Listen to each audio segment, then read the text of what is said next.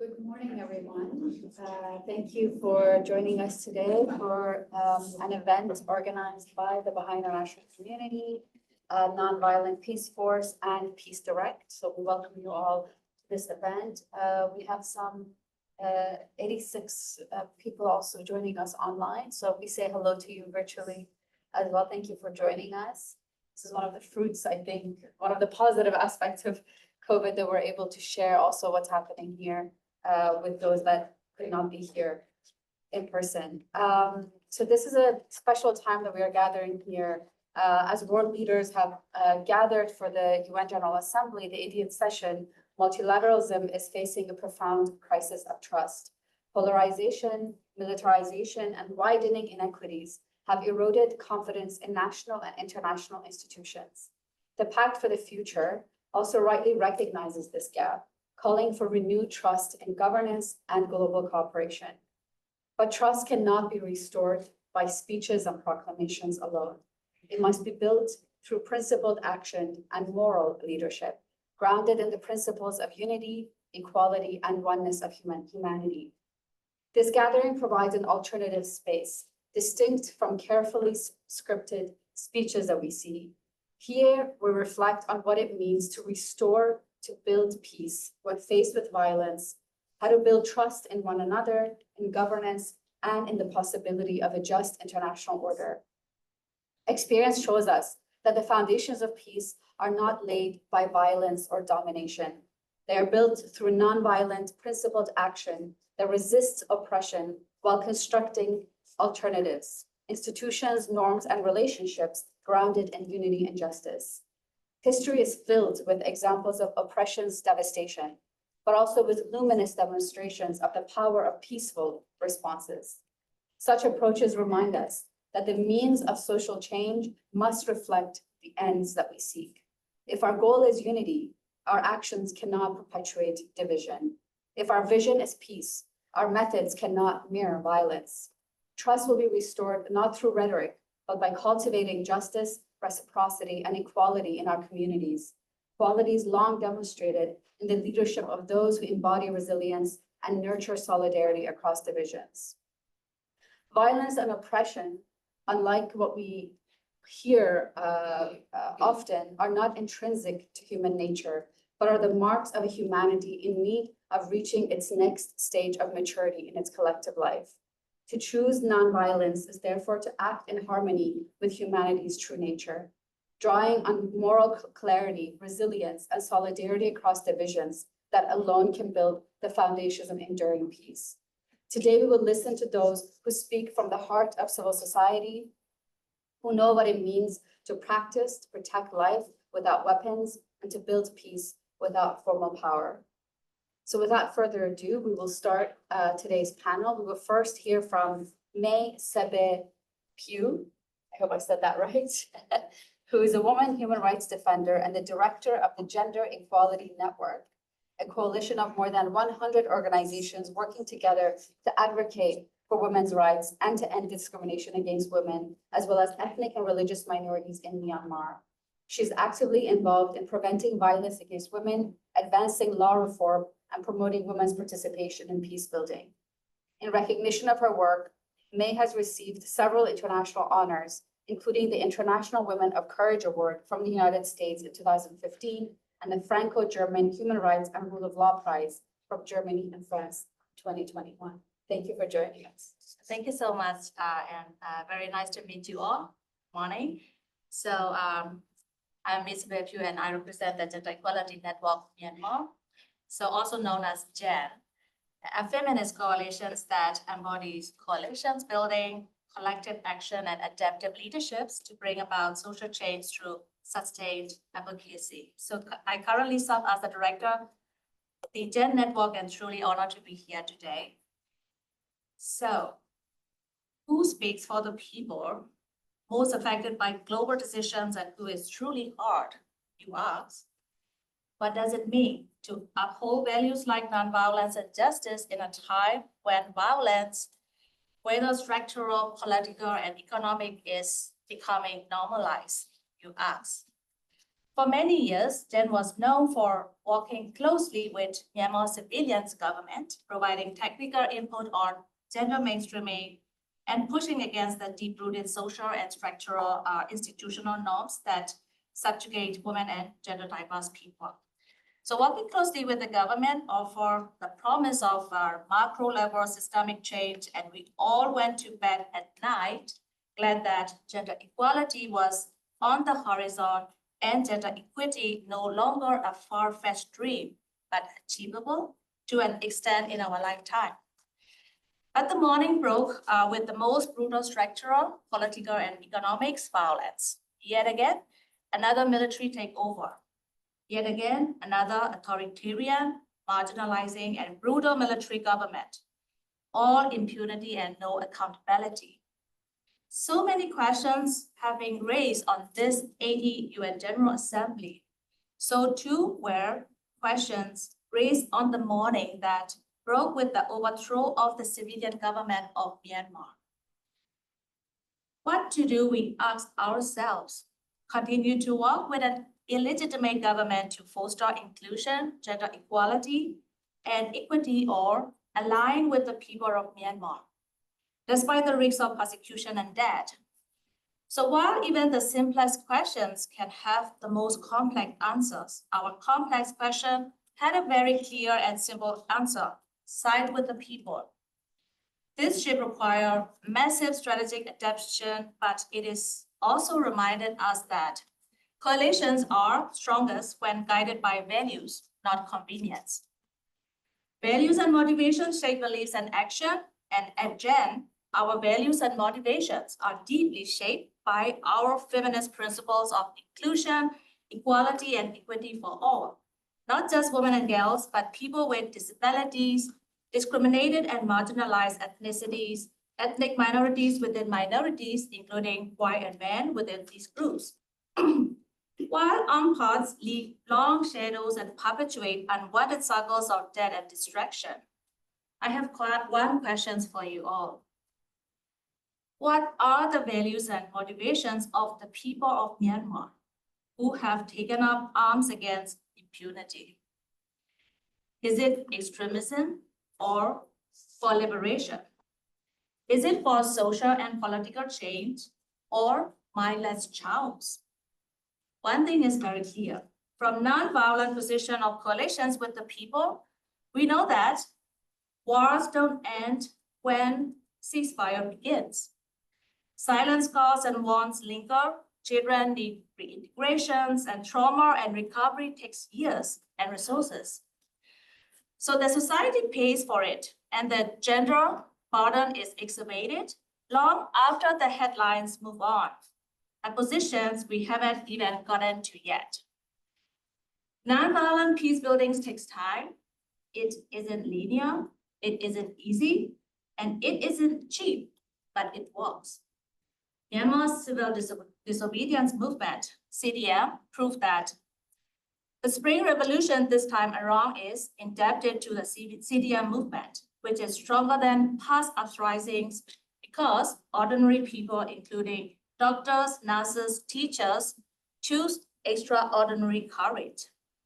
They said no to serving the junta and have paid with the loss of jobs, homes, status, careers, and quality of life. And they still are. And we still are paying for our values and motivations. I won't speak for every government, but let's be honest. Democracy is shrinking, authoritarianism is surging, and women's rights are being pushed back. Those with the power aren't using them to defend justice and human rights worldwide. Their self-interest comes first. For Myanmar, this failure is personal. We ask again and again for an ICC referral, a global arms embargo, and a stop to jet fuel sales. I have given this message so many times. The words are etched on my consciousness.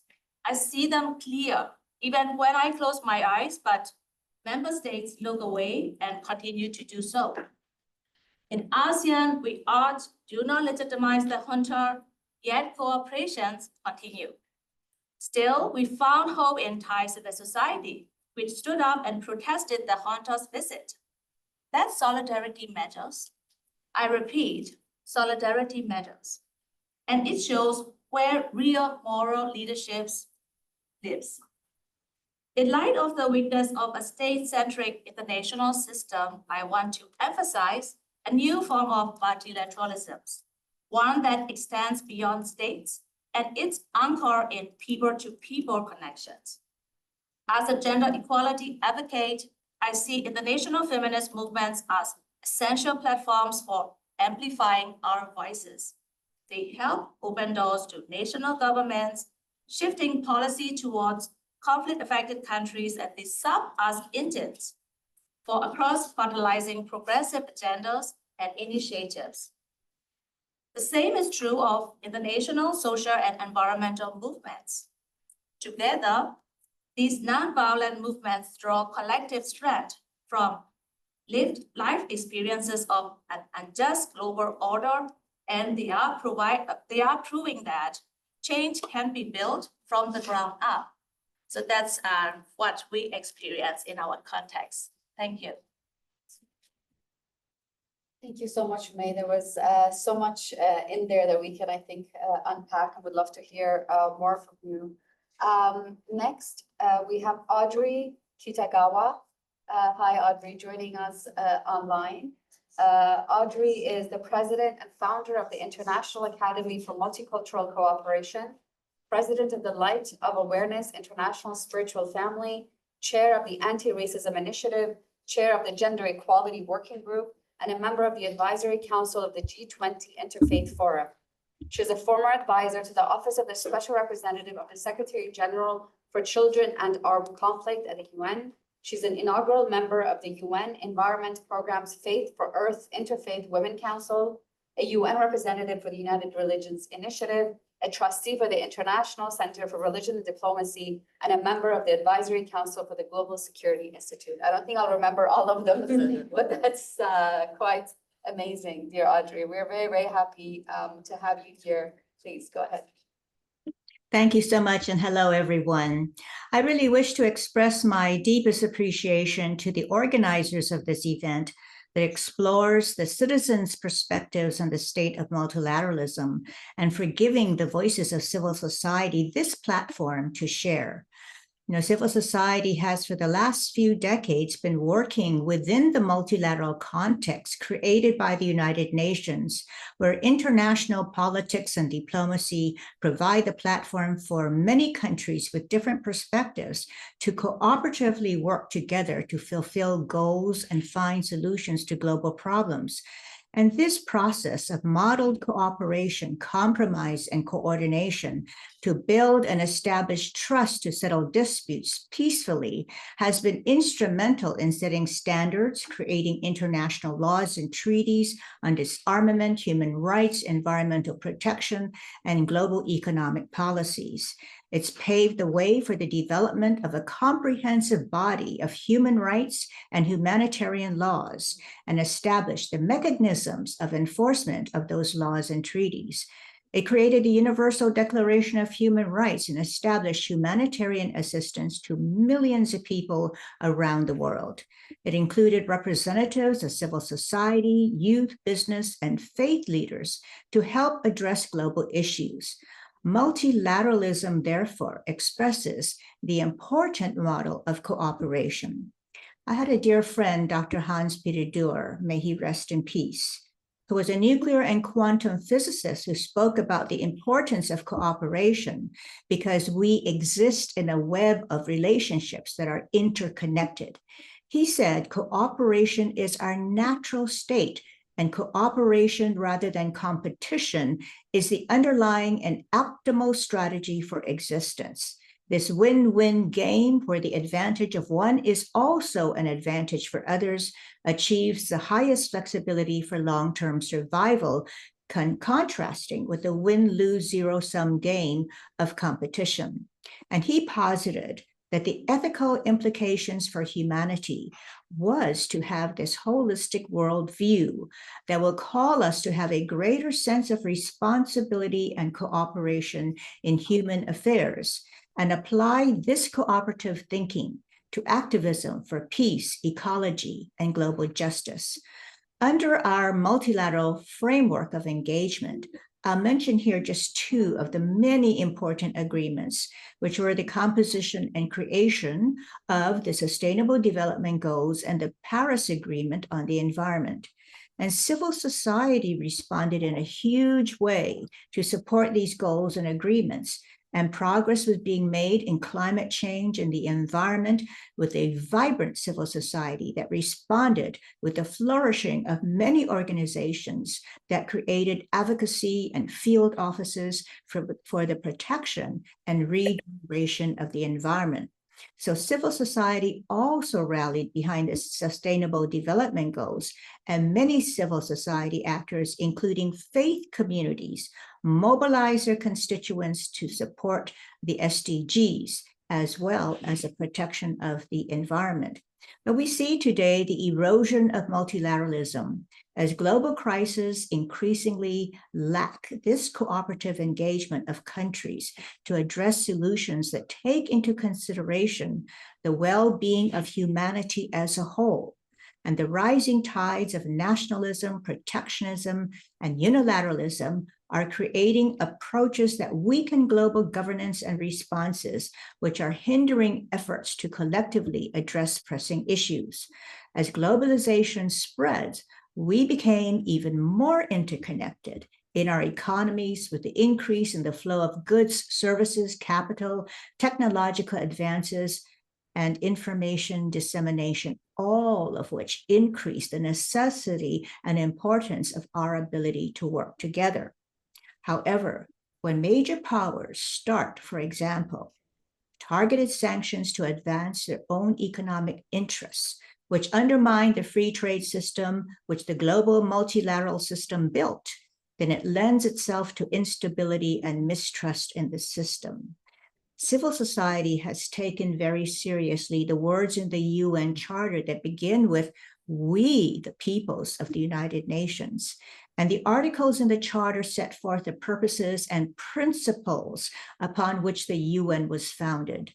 It is basically the moral and ethical compass that guides the UN in its work, which has inspired generations of people to support it, because inherently, we all understand the importance of having at our core, individually and collectively, an ethical foundation by which we must live our lives. So thank you so much. And I'm pleased that we will explore together important questions to which we are seeking answers. Thank you.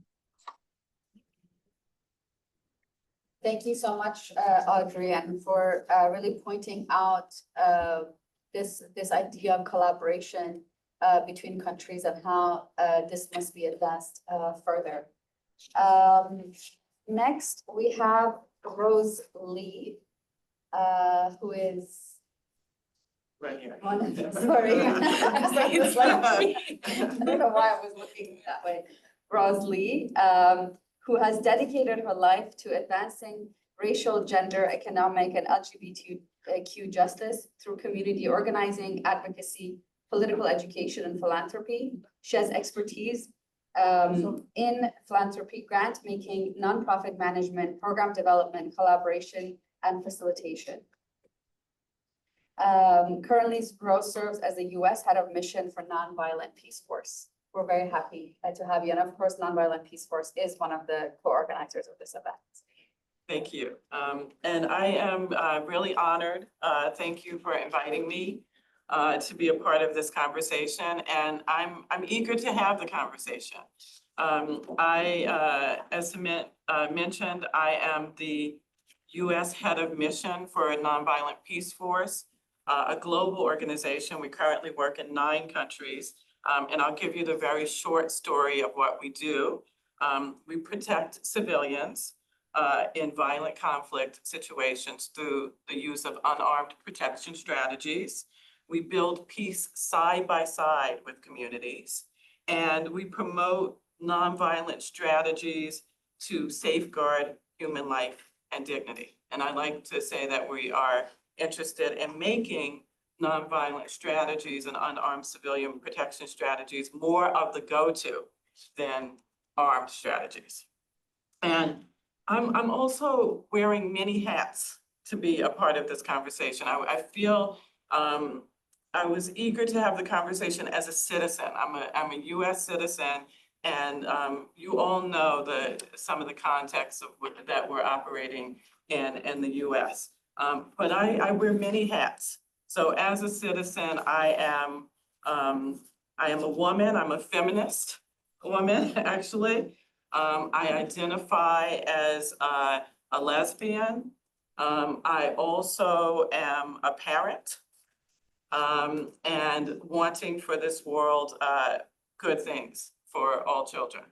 And so I bring those things to the table. I also am a baseball fan. I don't, which is happening at this moment, and I'm really I'm a big fan, so I'm focused on that as well. But when thinking about today, there were two different quotes that I thought about, like just that came to me. One is by the poet and essayist Audrey Lorde, when she said, we were never meant to survive. And the other is Dr. Martin Luther King Jr., the moral arc of the universe is long, but it bends toward justice. And those quotes have kept me centered, and in this moment where that we've seen a lot of my colleagues refer to rising authoritarianism around the world, and certainly in a US context.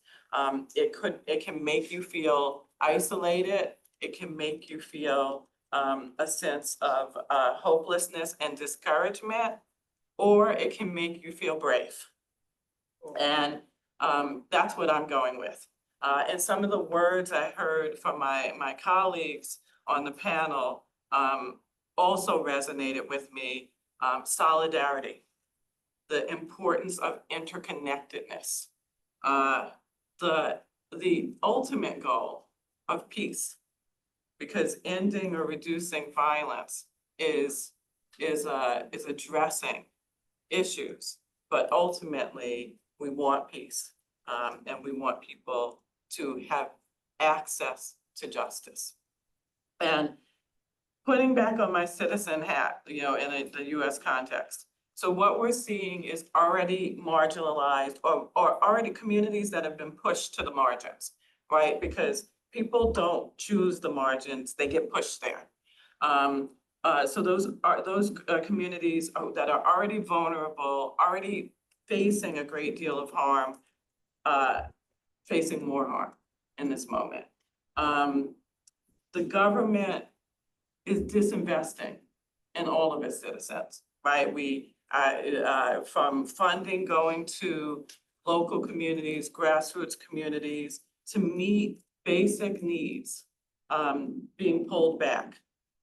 Non-profit organizations serving their communities being targeted by the government, resources being taken back. It's one thing when you think about not having access to those resources, another thing having the resources and then them being snatched back from you. So we're seeing that, and that's putting a lot of pressure on a sector that actually closes the gap when government is not meeting all of its citizens' needs. On the other side of that, we are also seeing people not just sitting back and saying, okay, I'm just gonna let this happen to me, I'm not gonna do anything. So we actually are seeing in a moment where this moment has been building, the increased authoritarianism in the US is not an overnight thing, and it was not the result of one election or two elections, but happening over time. And so you already had more of an underground bumbling movement saying, we see this happening, we need to prepare for it, we need to be ready for it. So that was already happening. So I'm no Pollyanna, but I am an optimist. And my optimist, I feel, is a pragmatic optimism, because I've seen through working in philanthropy, through working for social change organizations, through leading some of those organizations, but always having a connection to what's happening on the ground, I've seen the building blocks for meeting this moment. So it's no surprise that we're seeing increased mass mobilization, which is a very powerful tool in social justice movements anywhere in the world. And whereas in the past, it sometimes looked like one-off mobilizations or protests, is now a steady stream everywhere in the country. There's a lot of deliberate organization of the mass mobilizations that you're starting to see in the US, and that's going to continue to build. And the important thing about it is it's an avenue for people who never perceived themselves as being political, who never thought, I have to stand up for protecting civil space, who didn't think that this was an American problem, right? So that's always the doorway for people becoming more active, more engaged citizens. So we are definitely seeing that. We are also seeing organized defense of those who have been pushed to the margins. So we're seeing immigrant defense. We're seeing communities standing up for gay and transgender folks. We're seeing that happening in a way that we haven't seen it happen in such a deliberate way across groups who are now making the connections that we are each other's allies, we are each other's back. We are also seeing some of the usual things that movements have, like legal challenges, right, and legal representation. All of those things need to be a part of the equation. And then you're seeing groups like Nonviolent Peaceforce, and we are not alone. We do something really special and amazing in terms of our model, but we're not the only organization doing nonviolent peace building work. And we're seeing this happen at the national level, at the local level, and it's facilitating our ability to partner with communities. And so there is a need for these kinds of tools, the kind of safety and protection work that nonviolence delivers in a way that does not put people further at risk, and where the invitation is from communities themselves rather than imposing ourselves in any moment. What I will close with is, I recently was a part of a conversation where someone asked me about how we build communities at Nonviolent Peaceforce. And I said, we don't. We get invited in by communities, we acknowledge and respect communities, we enter with tremendous humility, but we don't build communities, we support communities. And I think that that's a really important thing to remember in these times when we are constantly hearing calls for, we have to build this, we have to create this. No, we have to meet the moment, and we have to meet people where they are.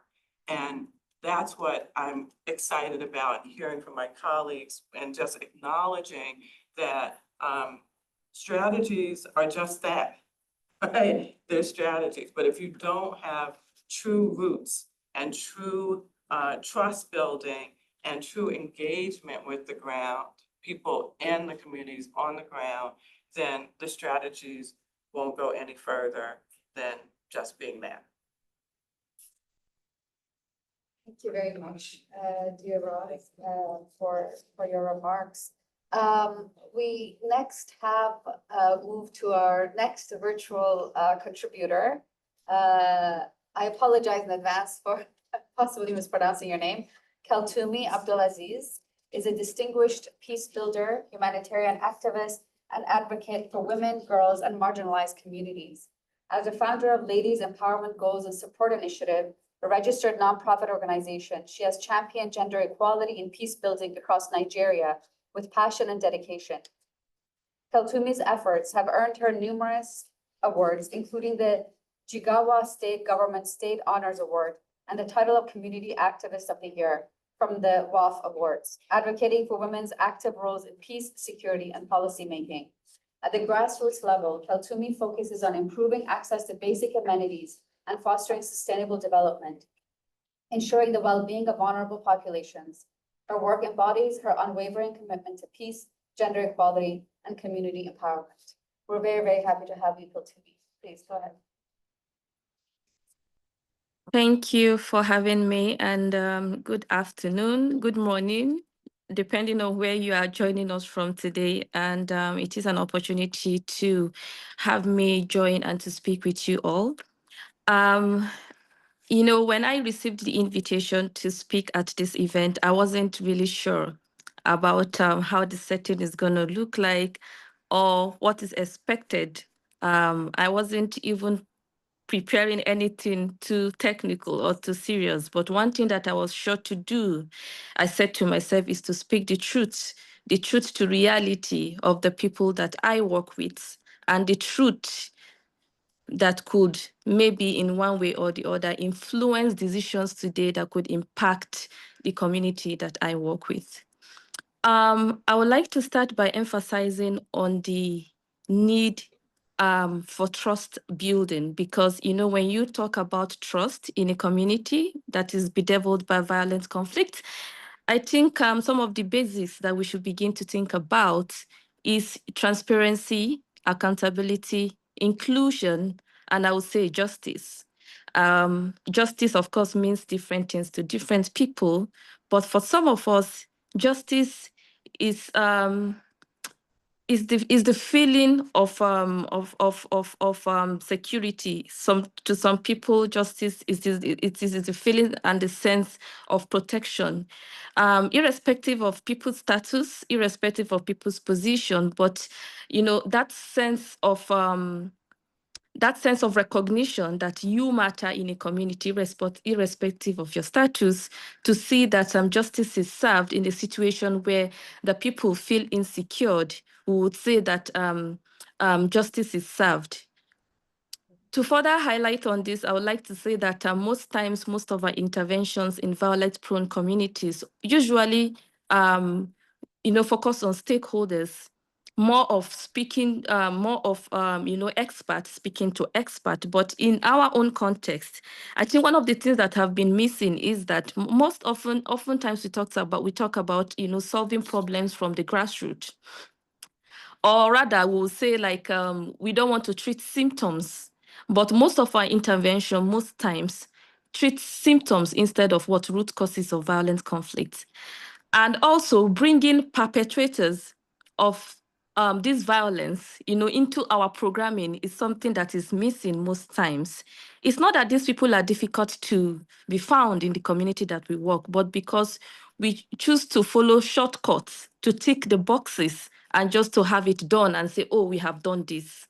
But I think this is some of the narrative that we are trying to change by working directly with people whom we see or whom we have noted as people who contribute or fuel to the violent conflict within our communities. I would like to give examples. In Trikania community, this example is going to serve as the need why we need to build trust with the community that we work with, because in a smaller setting, like in a community setting, people have trust for informal structures, and that is because there's lack of trust for governance and also international institutions. Due to failed promises and also policies that does not really impact the people. So in Trikania community, we started a program which was aimed at building the capacity of community members to be able to change their own conflict stories under the idea of localization. At the beginning of this project, when we visited the community, we had different ideas of intervention in our mind based on what we have designed. But when we arrived at the community, we realized that we are missing a very important stakeholder, which is the young people of whom the community have noted as people who are causing the troubles within the communities. So we decided to change our strategy to target these people directly. And the very first day that we invited this particular youth, we invited 30 participants. At the end of the day, we had only 4 persons who attended our activity. And these youth didn't just come alone, they came with weapons because there was lack of trust between us and them at that time. But it took 2 good years of continuous trauma counseling sessions, storytellings, and also livelihood support to integrate into our peace building activities, because we have realized that most of our of the interventions within the civil society sector, is aimed at preventing. However, most of these interventions are just program-based and also not focusing on other aspects of peace building interventions. And I think one of the things that we strongly believe at LEGASI is that you cannot build peace on an empty stomach. It is impossible to do that. You cannot go to a community totally bedeviled by violent conflict and just tell them you have to forgive and forget and live your life. It doesn't work that way. I think for me, for us to build peace, it takes just more than one fit-all intervention. It has to be a holistic intervention, of course, of which livelihood integration is part of them, and also trauma counseling, and also storytelling, and others, to mention but few. One day, one of the youth stood up and said, you know what, we were planning an intervention to attack the Tricadia community. But due to your intervention for the past 1 year, we have been able to build trust with you all. We have seen that you care about us. We have seen that our voices matters. And today we are giving up all our plans to attack this community.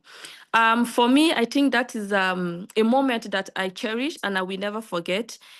Because what success means to us is not about how many boxes we tick, how many activities or interventions that we do, but it's about how many lives that has been changed, how many violent conflicts that has been avoided due to our interventions. I would like to say that I recall that there is a saying that the costliest peace is cheaper than the cheapest war, meaning that no matter the amount of money that we spend in war, in conflict, in peace building, it is never compared to the amount of money spent in war. And I would like to say that dialogue is one of the strongest instruments used in conflict transformation. However, it is not a panacea, but then dialogue is a tool that we continue to use, to facilitate understanding, to build trust and relationship, to clear biases and stereotypes that exist among communities that we work. So for now, I'm just going to stop here, maybe further questions and maybe any more questions that might come afterwards for my response. Yeah, thank you.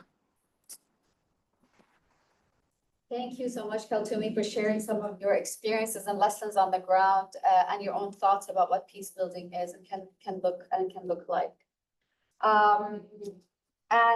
Lastly, we have Wafa Ali, who's an experienced humanitarian practitioner working in the field since 2012 in protection of civilians and human rights. She has worked with organizations including UN entities and the ICRC, and currently serves also with the Nonviolent Peaceforce. Wafa holds a master's degree in human rights from Gothenburg University. Dear Wafa, thank you for joining us. Go ahead. Thank you all, and thank you for the organizers for having us here. Greetings from the West Bank in Palestine, where I'm talking to you now. I'm based in Erbil, Iraq, working with Nonviolent Peaceforce as the Policy and Advocacy Manager for the Iraq program. And I have worked on different contexts, including my own in Palestine. But I would like to make it clear that I'm not here to represent any group or to be perceived as speaking on behalf of people. On the contrary, I think speaking to what the other panelists speakers have mentioned, I think the first thing that we at Nonviolent Peaceforce try to do when it comes to the global crisis of trust that we're discussing today is we utilize spaces and facilitate opportunities where we can influence to bring civilians who are directly influenced to share their experiences. I think this is one not very new feature of the crisis of trust. Anyone who worked with the UN in the field and have engaged with communities would tell you how communities have been critical, maybe more in recent years, but also for a while now, have been critical that the systems exist, all the nice documents and declarations we have to claim to safeguard the human life and dignity are there. However, repeated violence is observed, and communities wouldn't see the value of welcoming you several times to do their assessment, do their response, and still be living in the same cycle. That is really hard to interrupt. At Nonviolent Peaceforce, we also this is what we do. We interrupt cycles of violence. We are working with communities to do that. I really appreciate what Kaltumi just mentioned, that we cannot build peace on an empty stomach. I think from the experience in Iraq, we work with communities who survived years of conflict, including being ruled by ISIS for 3 years, feeling abandoned by all these systems, and the easiest thing for you to hear when you go visit, still until now, almost 10 years later, that what did international organizations do to us? If ISIS is back, they feel it will be back, and international organizations didn't do much to stop it. So we work to prevent as a preventative approach. So how can communities reconcile and unite and build on the values of solidarity and unity, and prevent the renewed cycles of violence that come from exclusion. And this speaks to the polarization feature that we're observing, not only at community, at grassroots level, but globally, and more at macro level. We can see the polarization also in a way that contributes to exclusion, where we can, trying to put this nicely, but we can see how exclusion can also contribute to the renewed or continuation of the colonial power structures, which we also try to influence at Nonviolent Peaceforce, again by trying to influence who's speaking in the room, who has the space, communities community members who may not speak the right language, not be able to articulate themselves in a way that fits with the Eurocentric approach of how all these systems are designed, and are designed to claim to protect them and speak for their good, their benefit, but yet they are excluded from it. So I think this is my main thought I would like to bring, and I can share more maybe later in the discussions. And thank you all. Thank you very much to all the speakers for presenting us with so many different angles and so many different perspectives on the topic and the theme today. I have a few questions myself, but I wanted to first open it up to any questions from the audience.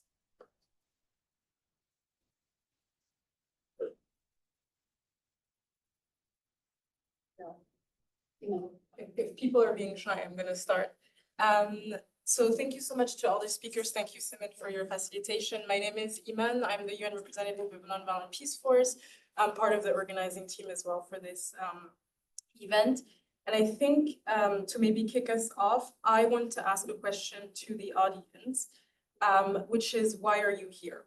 So as you read the concept note, as you probably saw the flyer, whether online or somebody shared it with you, what resonated in you that made you, come all the way here and think it's a worthy conversation to have in this current moment, after High Level Week, after we've all witnessed, almost all of the world leaders take the UN stage to share with us what their view is of the world that they want to craft. Yet we are all here citizens of, any given country. Where is the disconnect? What are we seeing? What are we not seeing? And why are we here? Why do you think this discussion is important?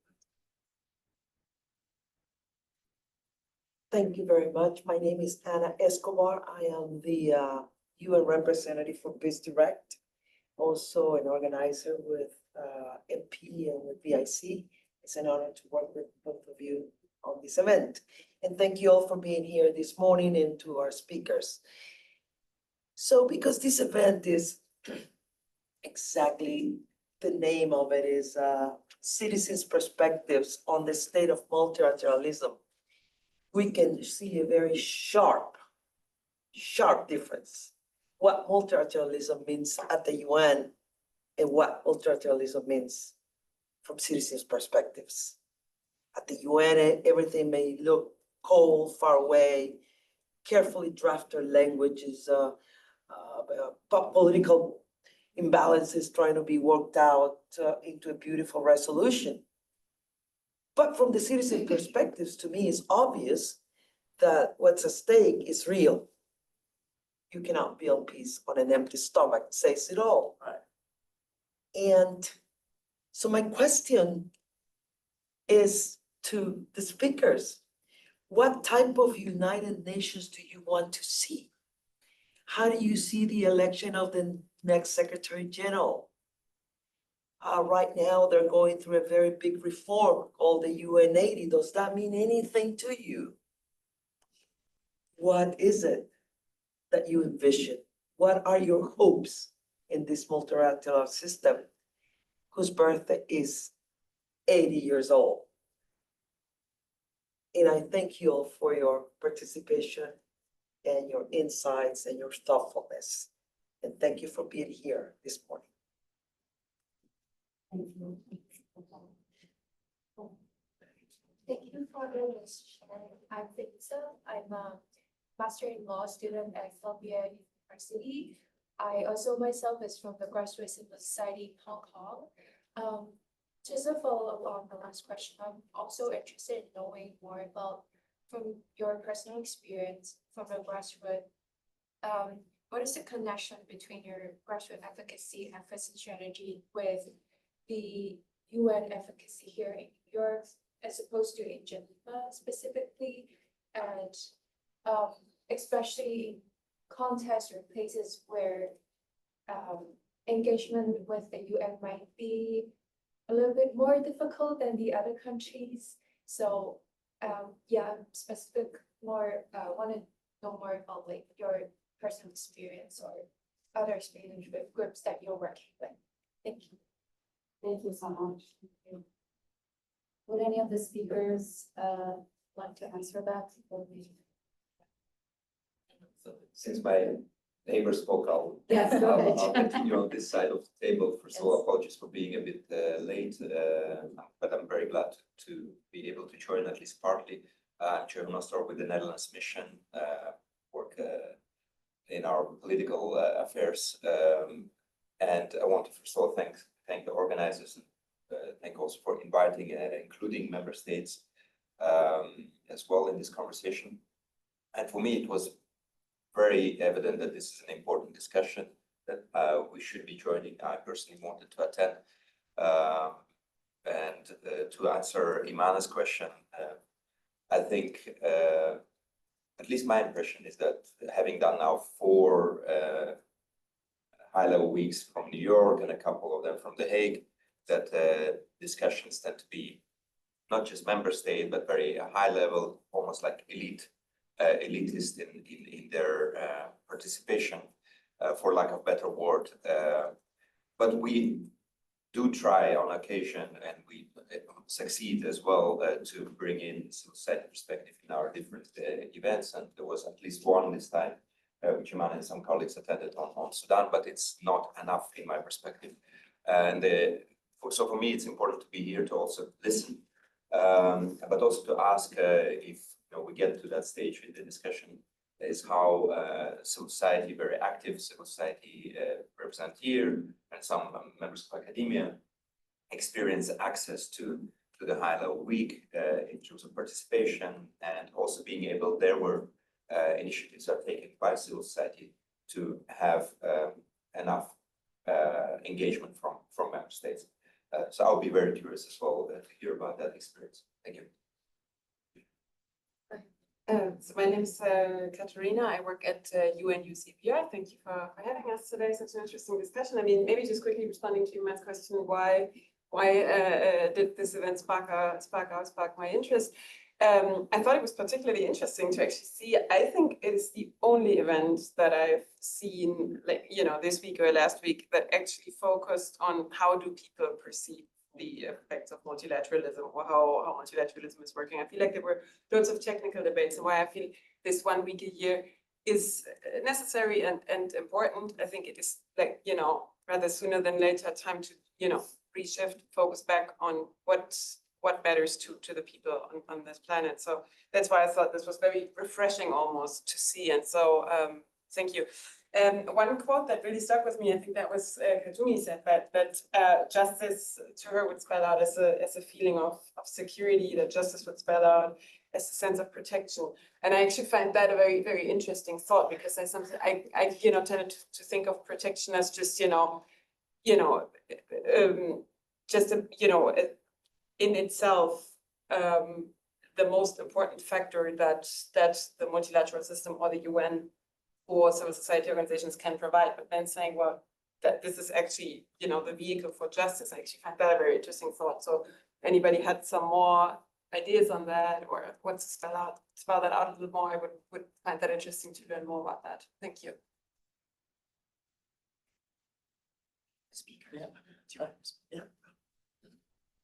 I'd love to just respond to a couple of the themes, I think, that I heard even among the questions from the audience and from my colleagues. So I love words, I love language, and I want them to be more than just words, but we've talked about inclusivity, we've talked about transparency, being able to be flexible. So even when we think we have really effective interventions, that we still have to be able to adapt and adjust to what we actually find.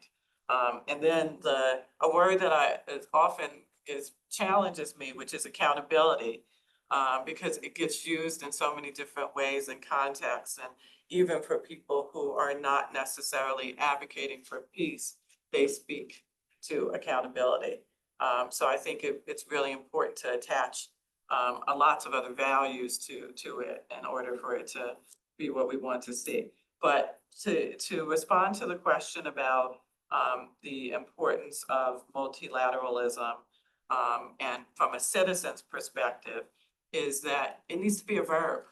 Right? It actually needs to be a verb. It needs to be action. It needs to be a doable thing. And that I think, when I think about people and ordinary citizens and how they view the work of the United Nations, is how does it impact my lived experience? How does it impact my life? And so that's when I think it's really important in this moment, in these times that we're in, that multilateralism becomes something that is actionable in ways that people can see it, that come off of a page. The other thing that I think is really important when I think about the role of the United Nations in these times, is that we are seeing shrinking civil space around the globe. And that, again, I don't work for the United Nations, but I do believe that if in order to be as effective and relevant as possible, then there is across the globe this pressure to shrink civil space, for citizens to be able to have a voice, for elections to be true. And so I think that there's a voice for that. And then, finally, I would say the pathways or the access to justice. I am also intrigued working for an organization that has a focus on nonviolence, safety, protection. We ask ourselves all the time, well, but who is being protected, right? Is everyone being kept safe? Does everyone have access to justice? And I think that is when we stop asking ourselves that question, then we're not the right ones for the job. Thank you so much, Ross, for pointing out these very important principles that we need to think about. Kaltumi, you have your hand up. Yeah, thank you for having me again. I would like to first respond to the question that says, why are we here today? And for me, I would say categorically that I see this space as a safe space, for me to, like I said earlier, speak truth to our realities without fear. Again, talking about safety and protection without fear of being held responsible, for some maybe classified informations or examples that I'll be sharing. So yeah, summarily, I will say that I feel safe. I see this as a safe space for me to air my opinion. I mean, as a local peace builder who might or might not even be known by anybody. And secondly, I would also like to respond to the question about the UN, because that really resonated with me, because just a few days ago, as a peace builder with over 9 years experience, building, bringing communities together who have, suffered different violent conflicts and crises within Kaduna and Plateau State in Nigeria. I would like to say, for the very first time as a peace builder, I began to question myself and the work that I do, and to say that to ask very critical questions like, of what use was the UN created in the first place? I am sure many of us here have learned from history of how the League of Nations came, into an end before, of course, the rise of the United Nations after the Second World War, 1945. And the question we should be asking ourselves, which will allow us to be more critical and intentional towards participating in the selection of the next Secretary General, I would say, is, has the United Nations for a decade now achieved its mission in bringing nations together? Because right now, I would say there's a recline in armed conflicts. We can see the wars happening globally. And it's not something that as peace builders, we are happy about, because even though our efforts might not be recognized as local peace builders, I would say that from bottom upwards, we are doing our very best to see that we keep our communities safe, because we have experienced violent conflict. We know what it means to sleep with our eyes closed without hearing gunshots. We know what it feels like to see dead bodies on the floors and blood everywhere. We know what it feels like to see persons with disability unable to run away for their lives because they do not have either legs or arms, or they cannot even see to run to a place that is safe. We have seen so many things that is psychologically dehumanizing, I would say. I can't personally paint the exact situation. I have escaped death twice in a violent conflict. And we begin to ask the question, if we as local peace builders look up to the United Nations to have the capacity and the ability to bring nations together in a period of war, because I mean, war has never done anything good. It has never yielded into anything positive rather than destruction. And at the end of the day, it still ends up in dialogue. So why not begin with one? So if the United Nations cannot, or does not, because I understand that some nations have the veto power, which also brings me to the question of equality, having equal powers, among, member states. Do we think it is fair that some persons have veto powers and others don't? In a state of multipolarity, talking about multilateralism, these are the questions, sincere questions that we should ask ourselves. And moving forward, how can we ensure that the United Nations mission remains relevant? Because I know many people are beginning to lose hope, in that institution because of the present wars that is ravaging the world globally. And I feel that this is something that we should be intentional about. We have to, it's not everything that has to be politics. We have to be intentional about it to see that we bring a leader who is ready to serve humanity. There's a difference between a leader who comes because he wants power. You cannot take power and control. These are two things that most times they overlay each other. So what kind of leader do we want in that seat? Is it a leader who is ready to serve the people, who is ready to bring the world together? A leader who understands the pain of war, a leader who have experienced war and understand that war has never yielded anything positive but destruction. And also a leader who can come out confidently to remind us, even when maybe some of us have maybe forgotten history, to remind us about history of the past wars and what it has resulted to remember us that humanity, irrespective of our religion, irrespective of the color of our skin, irrespective of the language that we speak, our various identities, that at the end of the day, Earth is the only place that we all have to live in, and it has to be peaceful.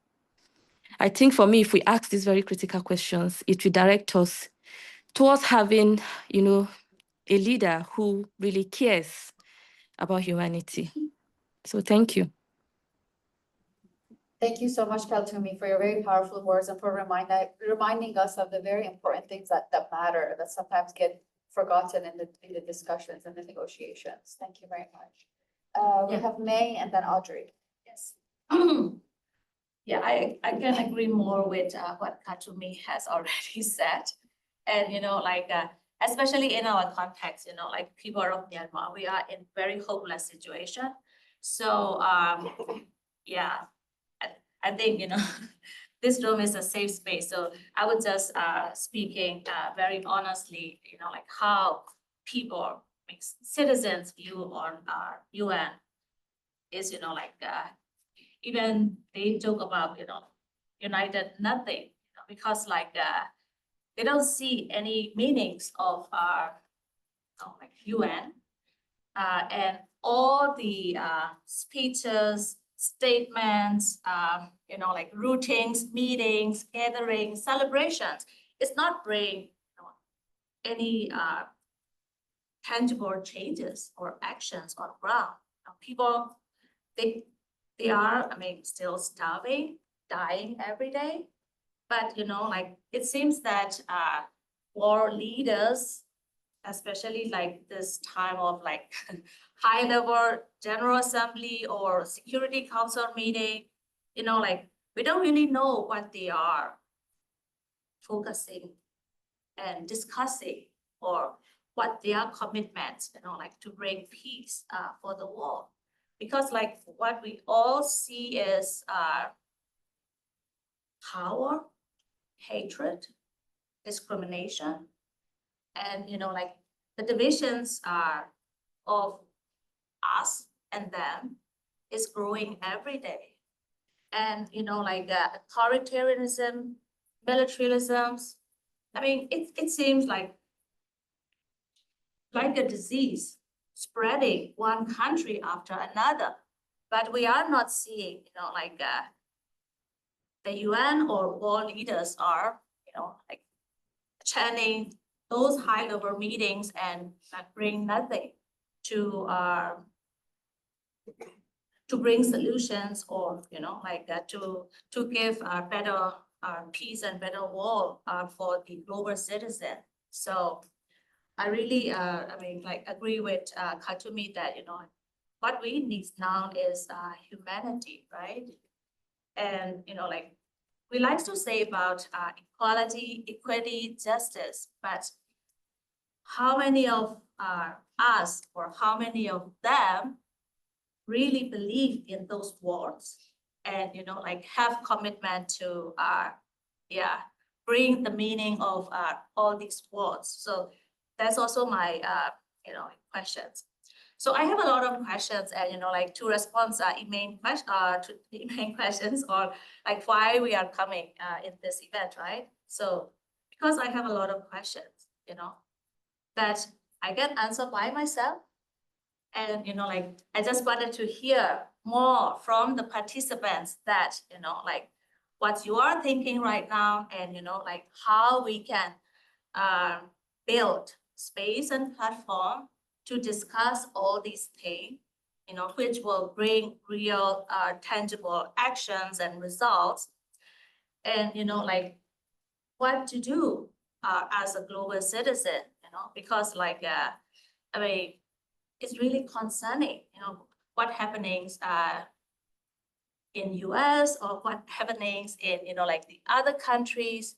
It's really, really worrying for all of us. And, like, we can just sit back and, like, let this go, right? So I have a lot of questions. That's why I decided to join this. And I really, believe on solidarity, like multilateralisms and working interconnectedness, working together. So I just hope that, like, this discussions will bring us, like, creating a collaborative platform or space which we can continue talking about what we are discussing right now.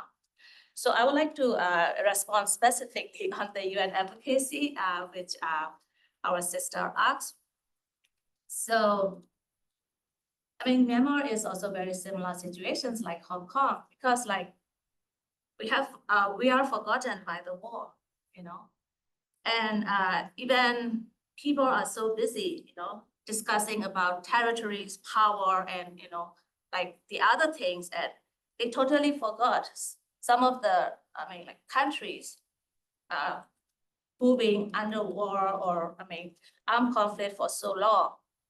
So we try so hard to get a space, or to get our voice heard at this, like, large UN platform or international, and it's very, very difficult. Still, but we are trying, we are fighting.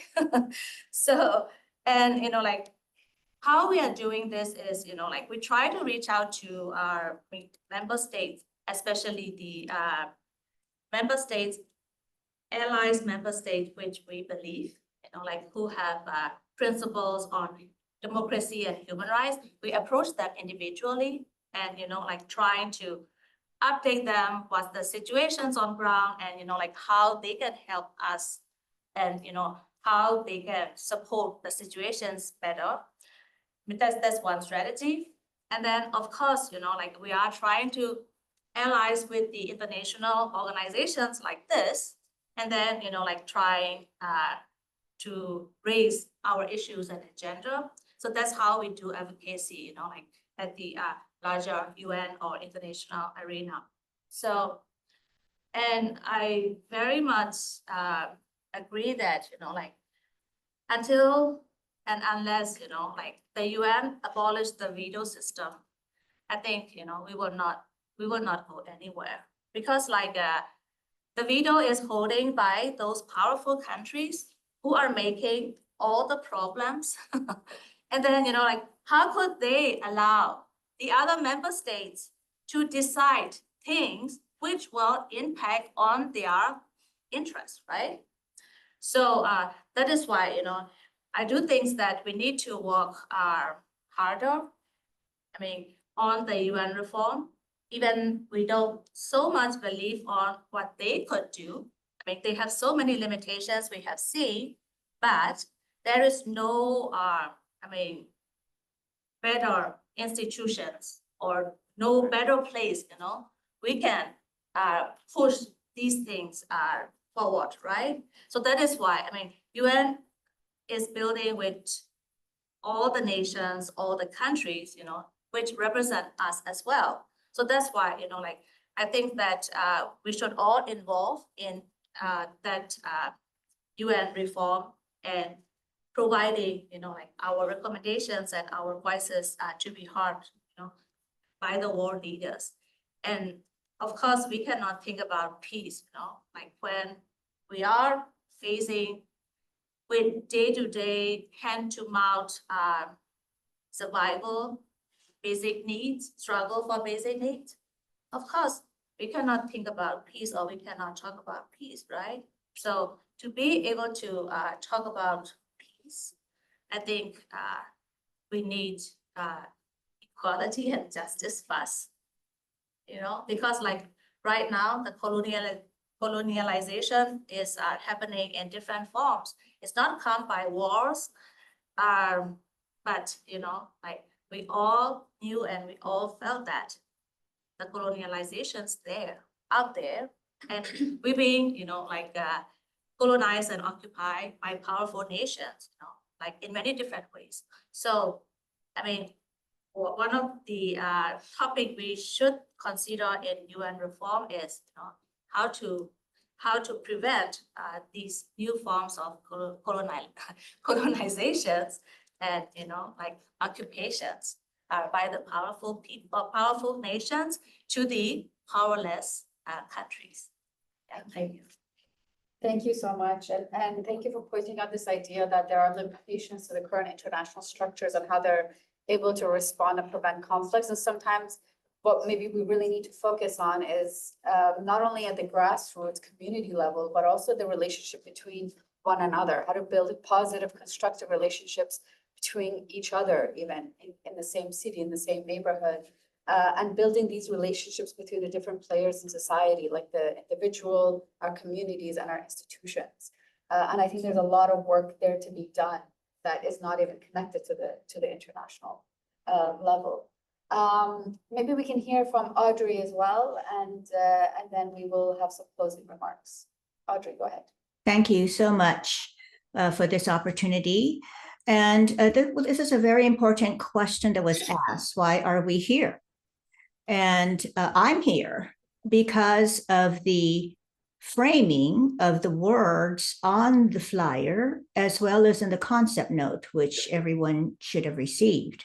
And basically, we are having a conversation about ultimately values.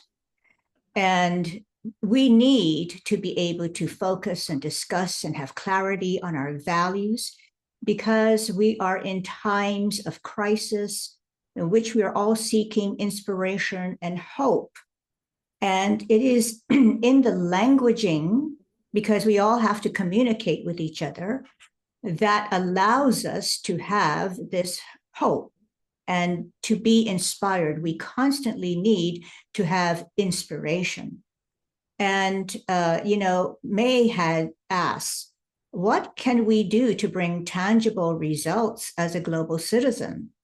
And in talking about values, I want to be able to share, on this flyer, it says, how do we restore trust in governance, international cooperation, and one another? And I want to take it to the individual perspective, because all governments and corporations and organizations are run by people. And of course, I'm excluding at this point in time, the aspect of caveat for artificial intelligence, because they are not people.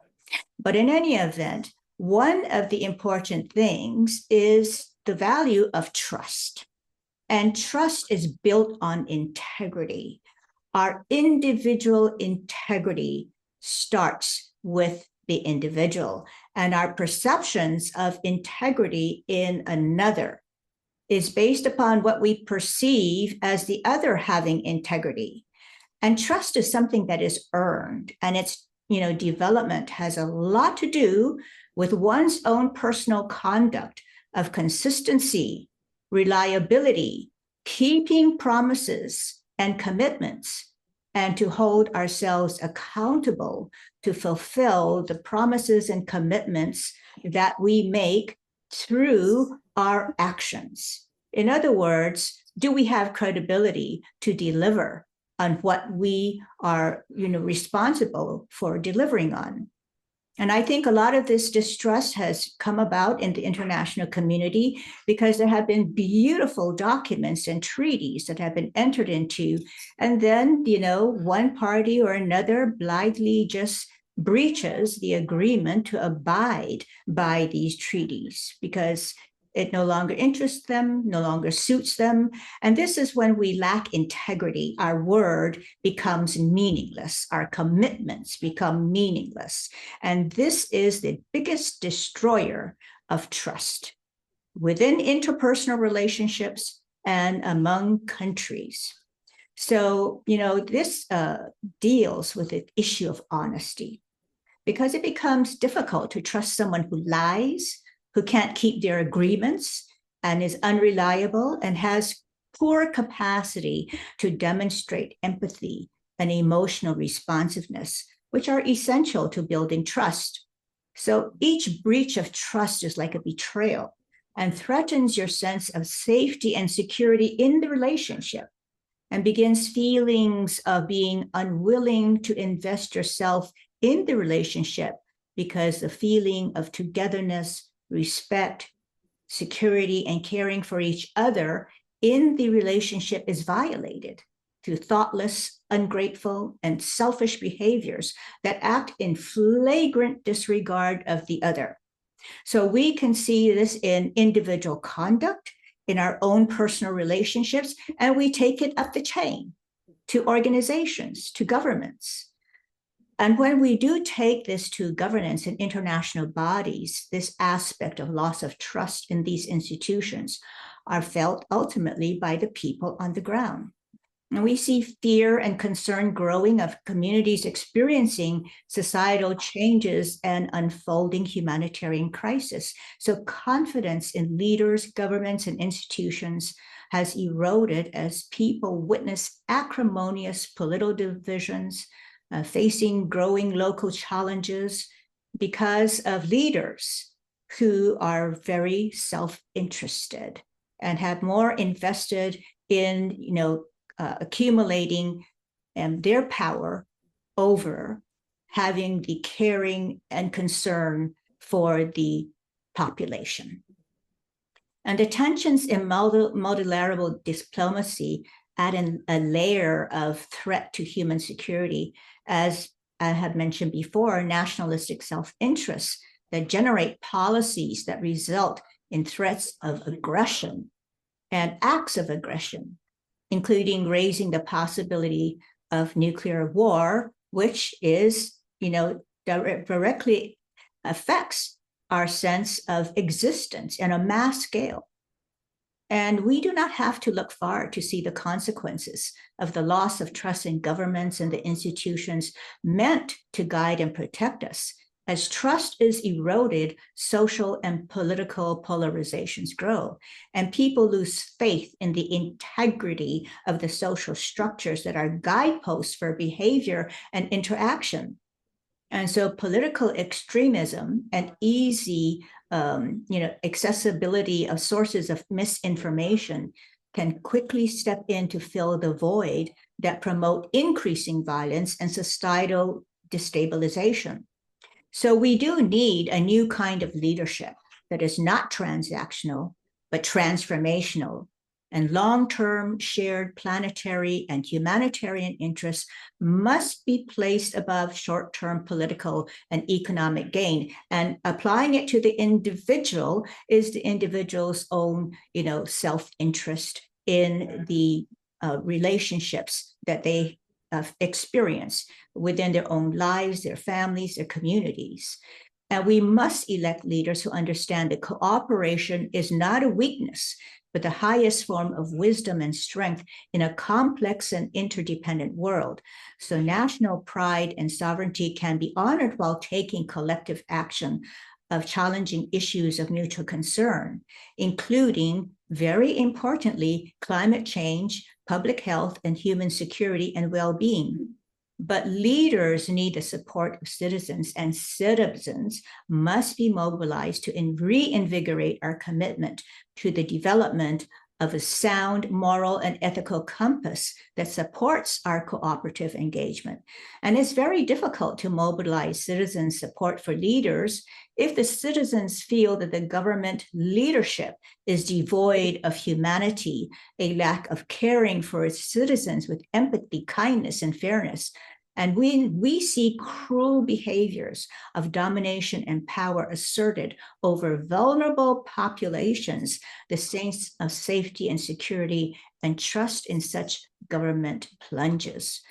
So this takes me back to the very important question that was asked with respect to, the United Nations. And our debate about changing the power structure of the Security Council has been ongoing for many years. And it's an important debate to have, because we can see the forces of domination controlling the agenda that, over a multilateral institution that was built on values. When you look at the UN Charter and the preamble and the articles, when you look at the Universal Declaration of Human Rights, it was the multilateral processes which the UN helped to create, and this huge body of important treaties and resolutions, including 1325 on the peace and security of women. Dear Audrey, I am really, really sorry to interrupt you. We have come to the conclusion of the event. I just want to make sure that I give a chance for final remarks to Wafa as well. It is 11:32, so we are running out of time, and I know there are other events today at this office. So, dear Wafa, I will give you the floor also for your final remarks. Thank you. Yes, I will be very quick, maybe in less than a minute. I think there was a point on protection and pathway to justice, and I think our work at MP on protection relies on direct protection, so proactive rather than reactive protection, which is we call direct protection. We rely on the idea of deterrence, which, I mean, again, we can speak about it in a trust, a larger scale of a trust issue. So for our advocacy and protection work, deterrence comes from not necessarily a naming and shaming kind of style, but rather than engaging with potential perpetrators and how this human connection can be an element of deterrence. How can it prevent violence? And I think this is a very micro level we work with at MP, because we're grassroots based. We work with communities. I mean, we do advocacy, we participate in spaces like today, but we also, in terms of protection, are very invested in field level. And I think for the question of the UN, which we are discussing today, the trust, I think the element of deterrence, when it's almost non-existent now, where everything is political, everything relates to power dynamics, global political order. So the element of deterrence within this structure for communities is almost missing from the current way or structure of the UN system. So that's not a very positive note to end on. I just wanted to bring the example of how we do things on the ground and how this can be translated in nonviolent means of protection of civilians. Thank you. Thank you, dear Wafa, and all the speakers. I know there were a few more hands. I'm sorry that we couldn't take them. And really, thank you for all the speakers for bringing such a rich diversity of discussions and topics to this table and for us to think about. And I encourage everyone here to reach out to the speakers for your questions outside of the event. And we look forward to having conversations with you, the three organizations that are here. Thank you for participating. Thank you. Please Thank help you. yourselves.